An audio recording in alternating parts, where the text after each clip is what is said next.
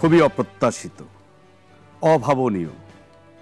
ভাবা যায় এই মাত্র 6 মাস আগেও একই সাথে গলা ধরে কাঁধে কাঁধ মিলিয়ে রাজপথ কাঁপালো যারা, তারাই আজ পরস্পরের মুখোমুখি। এটাই হয়, এর নাম রাজনীতি। রাজনীতিতে কি চাই? রাজনীতিতে চাই ক্ষমতা, দম্ভ, আমরা চাই কি আরো অনেক অনেক কিছু। এই যে একটা চেয়ার, এই চেয়ারটি কখন কার কেউ জানে না। এই চেয়ারটির মালিককে আমরা বলি জনগণ। আসলে কি জনগণ? এই যে আমরা দেখছি যে গতকালকে যে রণাঙ্গনকে হওয়ার কথা ছিল, শিক্ষাঙ্গন কেন হবে রণাঙ্গন? প্রশ্নটা এই কারণেই করছি, গতকাল বিকেলবেলা খুলনা নগরীতে যারা ছিলেন এবং সামাজিক যোগাযোগ মাধ্যম এবং খবরের কাগজ এবং গণমাধ্যমের বরাতে শুধু বাংলাদেশ না, দেশের বাইরের গণ্ডিও ছেড়ে চলে গেছে একই খবর। বাংলাদেশের খুলনা যে বিভাগীয় শহর, সেখানে বাংলাদেশ জাতীয়তাবাদী ছাত্রদল এবং বৈষম্য বিরোধী ছাত্রদল এবং ছাত্র শিবির এর সাথে দ্বিমুখী সংঘর্ষ। রাতের বেলা গণমাধ্যম দেখে আমরা কি দেখলাম, যে বহু আহত হাসপাতালে কাতরাচ্ছে। কিন্তু কেন? আমরা গতকালকে খুলনাতে যে দৃশ্যপট দেখলাম, যে একটি আমাদের যে শিক্ষাঙ্গন, সেই শিক্ষাঙ্গনে ছাত্র রাজনীতি থাকবে না, এটা ছিল প্রথম থেকে একটা দাবি। কিন্তু ছাত্রদল গতকালকে সেখানে তাদের ফর্ম বিতরণ করছিল এবং একটা পর্যায়ে এটা নিয়ে বাদানুবাদ, কথা কাটাকাটি, এক পক্ষ আরেক পক্ষ ধাওয়া পাল্টা ধাওয়া, এবং দেখা গেল যে ছাত্র দলের বিপরীতমুখী অবস্থান নিয়েছে বৈষম্য বিরোধী ছাত্রদের সাথে ছাত্র শিবির। আবার পরবর্তীতে দেখা গেল যে ছাত্র দলের সমর্থনে ঠিক সেই ক্যাম্পাসের বাইরে বাংলাদেশ জাতীয়তাবাদী দল, বিএনপির দু একজন বা যুব দলের কেউ কেউ এবং স্থানীয় কিছু ব্যবসায়ী দোকানদাররাও অংশ নিয়েছেন এবং খুব স্বাভাবিকভাবেই বৈষম্য বিরোধী ছাত্র প্ল্যাটফর্মের যারা, তাদের মতে যে তাদের প্রায় 50 জন আহত হয়েছে। আবার ছাত্রদল দাবি করেছে যে না, প্রথমে তাদের উপরেই উস্কানি করা হয়েছে, ইট পাটকেল দেয়া হয়েছে, তারপরে তারা এটা প্রতিবাদ করেছে। কিন্তু ঘটনা কি সেখানে থেমেছিল? সেখানে ঘটনা থেমে থাকেনি। সদর খুলনার সেই ঘটনার রেশ সারা দেশের বিশ্ববিদ্যালয় এবং বিভিন্ন শিক্ষা প্রতিষ্ঠানে এর আঁচ পড়তে থাকে।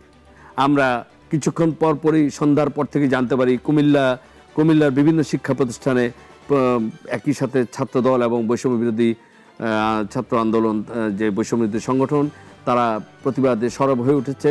এক পক্ষ আরেক পক্ষকে দোষারোপ করছে।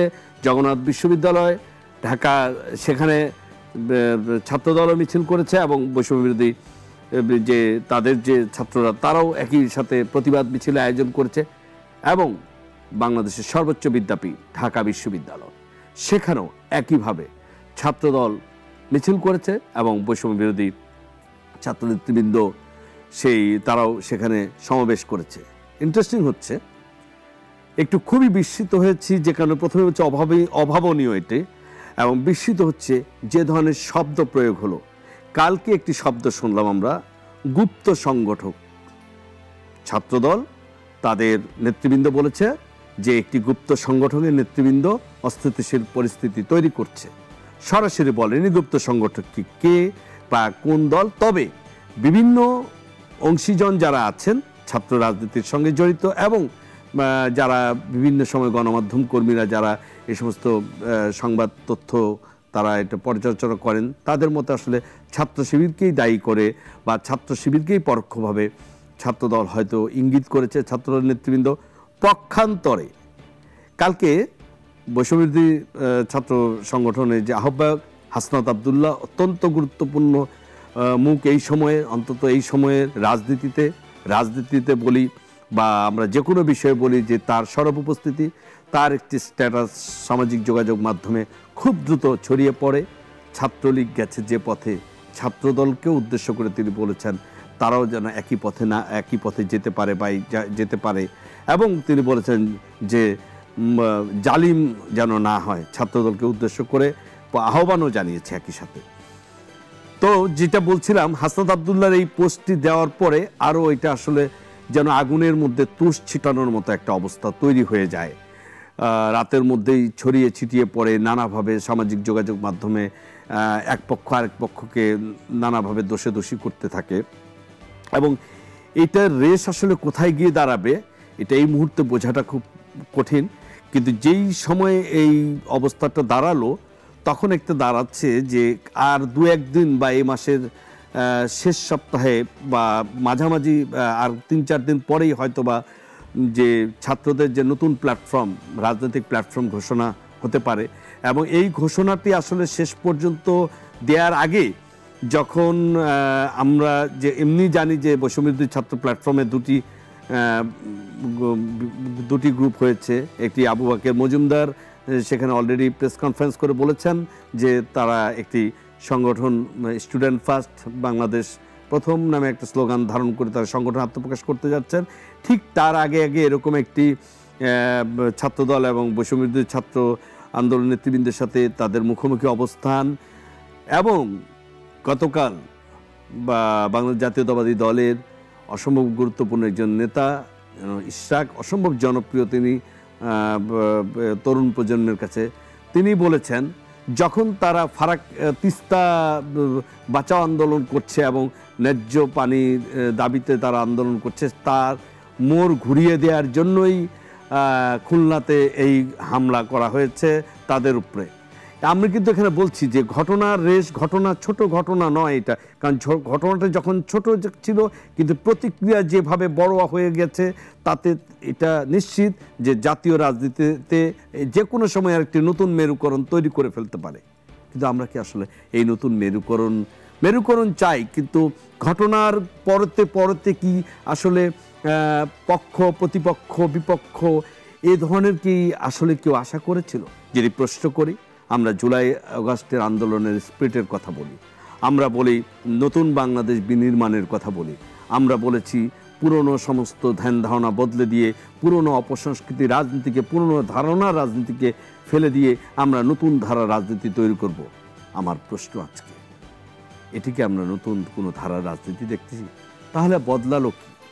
প্রশ্নটা আসতে পারে, তাহলে বদলালো কি? নেতৃবৃন্দ, নিশ্চয়ই আপনাদের চিন্তা করতে হবে, আপনাদের ভাবতে হবে। যদি যে আলোচনা নিজেদের টেবিলে যে করে যে সমস্যার সমাধান করা যায়, তা কি শিক্ষাঙ্গনে, ক্যাম্পাসে, রণাঙ্গন তৈরি করে মানুষকে দেখিয়ে আতঙ্ক ছড়িয়ে তার সমাধান করাটা কি খুব বেশি প্রয়োজন? প্রশ্ন রেখে যাচ্ছি নাগরিক বার্তায়। নিশ্চয়ই আমরা সেই আলোচনাগুলো আরও তুলব এবং আমরা জানতে চাইব যে সামনের দিকে আসলে কি ঘটছে বা কি ঘটতে যাচ্ছে।